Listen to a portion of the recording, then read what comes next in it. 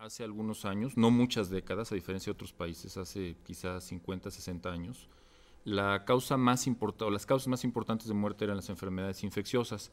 Hoy por hoy ya no aparecen entre las 10 primeras, sino solamente un grupo.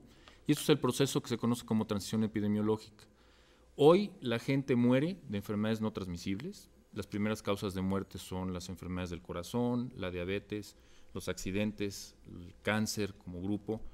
Y lo que hay que decir también es que cuando pensamos en la morbilidad de lo que enferman, sí siguen como primeras causas de demanda de atención las enfermedades respiratorias de las vías superiores, las enfermedades diarreicas. Entonces tenemos lo que se llama un mosaico, pero hay otro que es la polarización. O sea, los que ya llegaron a la etapa posttransicional y los que pues no, y eso coexiste. Y un fenómeno aún todavía quizá más interesante que es la contratransición. No porque llegues, si tienes un descuido en una serie de intervenciones, en la constitución del sistema, en estas intervenciones a las que yo hacía alusión, que no son las intervenciones a la persona, sino las intervenciones comunitarias, te puedes ir para atrás. Entonces llegas a un logro y te vas para atrás. El caso de la diabetes en México es muy peculiar. Tenemos una prevalencia, así se llama, importante, de 14%, que es altísima entre adultos. Y lo más grave es que muchos de los diabéticos no lo saben y no están muchos de ellos bajo control. Lo que decía Pablo está hablando de la necesidad, ¿no? Y la necesidad es como una pirámide que tiene una base ancha, donde las necesidades básicas son muchas y las necesidades más complejas son muy pocas. Sin embargo, en nuestro país lo que sucedió fue algo muy peculiar. Nosotros nos estructuramos siguiendo un modelo que es el del vecino del norte, donde la atención es hospitalaria. Entonces, no solamente es este problema de la necesidad que plantea Pablo, sino que el sistema está de cabeza, ¿no? Tenemos muy poca atención de primer nivel y tenemos muchos hospitales, de hecho aquí cerquitita, se ubican el 70% de las camas de alta especialidad del país en la zona de Tlalpan, ¿no? Entonces esa deformidad del sistema genera más desigualdades, o sea, no es nada más la desigualdad de la necesidad, sino es la desigualdad en la capacidad del sistema de responder a la necesidad. En los años 60 se estructuró en todos los países que tienen seguridad social dar atención en 3 niveles. El primer nivel, que es el primer contacto que tienes tú con el sistema. En países como el Reino Unido se hace con general practitioners, que son médicos generales que atienden un promedio de 1.300 a 1.800 personas cada uno de ellos y se hacen responsables por su atención. El segundo nivel de atención es lo que se conoce como los hospitales generales, ¿no? Que es hospitales que atienden ginecobstetricia, pediatría, medicina interna y cirugía. Y el tercer nivel de atención son los hospitales de alta especialidad, donde tienes que atender las cosas complejas. Aquí otra vez déjenme meterme con el financiamiento para los economistas, como Ciro es atractivo, porque ahí es donde se va casi todo el dinero que nosotros gastamos en salud, al tercer nivel de atención de alta complejidad. Entonces esto nos da una idea de que tenemos un sistema deforme, ¿no? Deforme en las necesidades, deforme en la oferta de los servicios. La gente cuando piensa en salud piensa en la salud individual, pero al menos hay 2 campos más, lo que conocemos nosotros como la salud pública colectiva, ¿no? Que Pablo es un experto y probablemente va a ampliar eso en mayor medida, y el otro es la producción social de la salud. O sea, nosotros como sistema de salud no producimos salud, recuperamos salud, podemos prevenir salud, enfermedad. Pero la producción social de la salud está en las manos de comunicaciones y transportes, en las manos de vivienda, en las manos del área de pobreza, en educación, en ambiente, en drenaje, en agua. Entonces realmente la producción social de la salud es algo que tenemos que atacar de una forma totalmente distinta, ¿no? Ahora, decíamos antes de platicar aquí en la mesa que el problema es que todas estas cosas suceden al mismo tiempo, ¿no? Este país no tiene un sistema, es un sistema deforme, que pueda responder a todas estas cosas al mismo tiempo, pero sí tiene la necesidad de responder a todas al mismo tiempo. Por ejemplo, ahorita que estamos viendo el problema ético que veíamos de la eutanasia, la respuesta tradicional en México sería, pues hay que hacer servicios de eutanasia, ¿no? Vamos a hacer una UNEM para las eutanasias, ¿no? Cuando lo que necesitamos tener es algo horizontal, donde la gente llegue y pueda ser interpretada, dirigida al nivel de atención que necesita, y ese sistema no lo tenemos. Entonces ahí el punto muy importante es la atención primaria. Necesitamos revolucionar, transformar el sistema de salud y tenemos que empezar por la atención primaria. El fenómeno de salud no es solamente el huésped, agente y el entorno, que ese es el tradicional modelo, sino hay muchas situaciones no de salud que repercuten en la salud. Y son todos estos determinantes sociales, la forma en que nos relacionamos. Si no tienes por ejemplo, estas recomendaciones, salgan a correr, pues no puedes salir porque te atropellan, no hay dónde, pues tienes que tener un entorno favorable. Podríamos entrar a hablar de los estilos de vida, el problema que tenemos en México con la obesidad, que está vinculado a lo que tú me decías, Lorenzo, de la diabetes.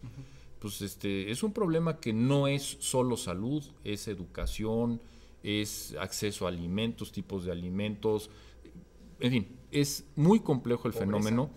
Pobreza, desde luego, y lo que te decía, uno pareciera inconcebible, y lo ve uno y quien nos está viendo seguramente lo vive, que te sale a veces más barato un combo de estos que venden en estas cadenas que un litro de leche, ¿no? Hay una deformidad porque el financiamiento de la atención a la salud fue concebido de una manera segmentada, ¿no?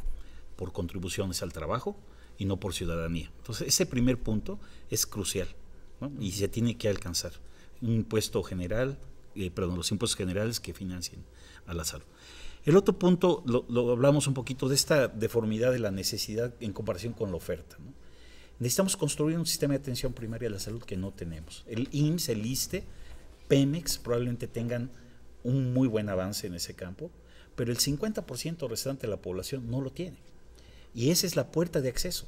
Si nosotros no obtenemos una puerta de acceso al sistema que permita, y yo lo digo así, interpretar los problemas de salud de la población, van a llegar hasta el tercer nivel, como en la epidemia de influenza, ¿no? Que nos dimos cuenta que teníamos la epidemia cuando llegaron al Instituto Nacional de Enfermedades Respiratorias, ¿no?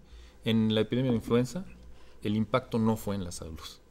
O sea, fue en la salud, desde luego, pero fue económico, social, internacional, mediático. Y ahí es donde hay que darse cuenta que el problema de salud pues, tiene que entrarle todo el mundo, ¿no? En un sistema como el nuestro, donde en teoría debe estar garantizada la salud privada debería ser minúscula porque debemos de tener un acceso realmente universal, que de hecho no tiene una preponderancia en la atención general de la población, pero evidentemente la medicina privada atiende a segmentos que tienen la capacidad de pago, ya sea porque están asegurados de la vía privada o porque lo pueden hacer a través de gasto de bolsillo. Y me parece sin duda que una parte que no toca la medicina privada es la parte preventiva. La parte, esa definitivamente no está orientada a la curación, a la parte curativa, y tú bien lo dices, normalmente hacia la parte del segundo y tercer nivel que ya explicó De hecho, Luis, está ¿no? deforme también, ¿no? Totalmente. Porque cuando tú vas a ir a la medicina privada dices, oye, me duele el estómago, quiero ir a un gastroenterólogo. ¿Sí? Me duele la cabeza, ya de entrada. quiero ir con un neurólogo. Claro. Llegas tú a buscar atención y vas a urgencias del Hospital Ángeles y puedes pagar. O sea, no es lo ideal, ¿no? Lo ideal sería que tuvieras médicos de primer nivel que te atendieran, porque aunque sea privado. Se multiplica, ¿no? No, y aparte es espantosamente onerosa la atención privada en el país. La calidad tiene tres dimensiones, ¿no? La calidad que percibes técnicamente, ¿no? La calidad interpersonal cuando tú interactúas con el paciente y con el médico, y la calidad de las amenidades, de las comodidades, ¿no? Entonces la gente mezcla eso, ¿no? Y depende de tu grupo de referencia. Si tú eres una persona muy pobre, donde no tienes ventanas, tu piso es de tierra, llegas a un hospital que esté en las peores condiciones, va a estar mucho mejor que lo que ellos tienen. Entonces la gente está agradecida y te pone que está agradecida. En la seguridad social hay un fenómeno curioso, como es un derecho, la seguridad social tiende a ser más demandantes y en la medicina privada mucho más, ¿no? Porque ahí estás pagando, ¿no? Y sí hay un reclamo por ciertas calidades. Tenemos esta deformación también de pensar en los grandes hospitales del tercer nivel. Hay una gran provisión de servicios privados que son de dudosa calidad, porque no se sabe, no están controlados, que hay. Y ahora pues se ha llegado a esto de que como hay que tener receta, pues ponen un consultorio al lado de la farmacia y ya tienes, y ya tienes, ¿no? Médicos de cadena. Médicos de cadena, ¿no? Y ese es un problema que tiene que ver con calidad y con acceso, porque resulta que ahora estas cadenas están en lugares donde luego no hay unidades de salud. Durante muchos años el IMSS fue superior a cualquier institución. Sin embargo, desde 2004 a la fecha, el presupuesto del IMSS se ha congelado. Y el IMSS está en una crisis fiscal real, pero aparte una crisis de que no tiene la capacidad económica para garantizar los servicios que le da a la población. A pesar de que el Seguro Popular ha incrementado muchísimo su capacidad de financiamiento, la capacidad de producir servicios de los estados es muy heterogénea. Pero en ningún estado, aún el mejor que yo considero que puede ser Tabasco, tiene la capacidad de dar atención de primer nivel completa a la población que no esté asegurada. Entonces, el reto, contestando a tu pregunta final, es que necesitamos construir un sistema universal de atención primaria, inclusive que rompa la segmentación de las instituciones. Yo no me pondría a pelear porque se unifique el IMSS, el ISSSTE, etcétera. Yo lo que quisiera es que hiciéramos un corte y lográramos tener un sistema universal horizontal de atención primaria. Eso sería fantástico. El problema de la salud, lo hemos mencionado, no nada más es un asunto del ámbito sanitario exclusivamente. Entonces, sí creo que habría que hacer una muy buena revisión, actualizar y traer a la realidad y a la situación actual del país y recordar pues cómo se fue dando este sistema, que en su momento pues no tenía problema, pero dada las condiciones demográficas que no lo tocamos, tenemos un problema, no nada más la transición epidemiológica, sino el cambio demográfico que ha sufrido este país en las últimas décadas, pues ha hecho de manera paralela que haya cambios en la salud. Y otro más, el cambio tecnológico. Muchos de los avances que tenemos, y por eso la transición, Lorenzo, es tan particular en México, pues han sido porque hay tecnologías, y yo le pregunto a quienes nos están viendo, ¿quiénes de los que nos están viendo, incluso los que están aquí, no deberíamos de estar si no fuera porque nos vacunaron, porque hay antibióticos, porque hay agua potable? Quizá no estaríamos aquí si no hubiera eso, y hablo de algunas intervenciones, el famoso sobrevida suero oral es una de las tecnologías más sencillas pero que más impacto ha tenido en la salud. Necesitamos un sistema que nos permita llegar a donde tenemos que llegar. Y a donde tenemos que llegar es el lugar donde la gente vive, ¿no?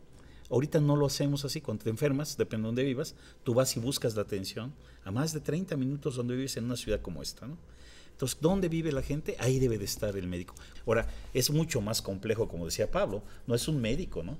Es el médico rodeado de una estructura que le permite ese carácter de atención primaria, con medidas de salud pública individual, como es la vacunación, por ejemplo, pero con medidas de salud pública colectiva, como es la prevención de cambios desastrosos, no una inundación, de epidemias. O sea, no es nada más establecer ese primer nivel médico, sino que tiene que tener todo un complemento de salud pública. Pero empezar por un compromiso así sería bien distinto, ¿no? No es lo mismo decir, señores, ustedes ya tienen su tarjeta, pueden ir a donde quieran, a decir, señor, ya tiene usted su médico y está a 3 cuadras de su casa. Parafraseando a un economista que se llama Víctor Fuchs, la salud es muy importante, tan importante para dejarla solo en las manos de los médicos, pero también es muy importante para dejarla solo en las manos de los economistas. O sea, tienes que pensar en un complejo mucho más amplio, ¿no? O sea, no es necesariamente un problema del gremio. Yo creo que es un problema de cómo tú puedes trascender al gremio, cómo puedes llegar a la sociedad, a los representantes de la sociedad, para que se vuelva parte de la agenda política. ¿Sobre qué temas deberían los partidos que tener definiciones en unos meses? ¿Tú qué dirías? ¿Cuáles son los temas que no pueden eludir? Te diría la parte legislativa, la universalización de los servicios de salud, la verdadera universalización de los servicios de salud, cómo hacerlo. La concreción de esto de la descentralización de los servicios, y cuando digo concreción estoy hablando en la operación, o sea, que verdaderamente se lograra que quienes tienen la responsabilidad de responder, que es muy curioso, no es la federación, son las entidades federativas, allá se responsabilizaran el financiamiento por parte de los estados, las entidades federativas, donde de pronto, pues es que si no me llega de la federación, yo no le pongo, y ejemplos claros los hay estados donde no invierten un solo peso en su sistema de salud local o estatal, y todo viene de la federación. Yo creo que son temas que los partidos políticos tendrían que llevar, porque además tienen que ver con la parte legislativa. O sea, indudablemente ahí tiene que haber una coincidencia en que además, y yo creo que ahí nadie podrá contender esto, la salud es un valor universal. Ahí, independientemente de partidos, es un valor universal que nadie te va a decir que no a algo que mejore la salud de la población. Yo le adicionaría 2 cosas, ¿no? Yo creo que una primera definición es que se cambie la forma de financiamiento y que se mueva a financiar a la salud a través de impuestos generales, y que sea esto una respuesta a ser ciudadano, ¿no? Eso sería para mí muy importante. Y la segunda, que sería fundamental, es llevar a la agenda la discusión de la verdadera capacidad de producir servicios en el sistema. O sea, no tenemos capacidad de producir servicios, hay que construirlos, pero no en hospitales, ¿no? O sea, yo ya no quiero que hagan más hospitales así como en Tlalpan, ¿no? Que tienes ahí no sé cuántas camas, 500, 600, 1000 camas de hospital. Necesitamos servicios de atención primaria, consultorios, donde llegue la gente primero. Y perdón, yo sí quiero decir algo, porque no quiero que quede fuera del radar de quien va a tomar las decisiones. Ya hablamos otra vez el sesgo a la atención personalizada. La parte comunitaria, la atención, sí del ámbito de la salud, pero en la parte comunitaria.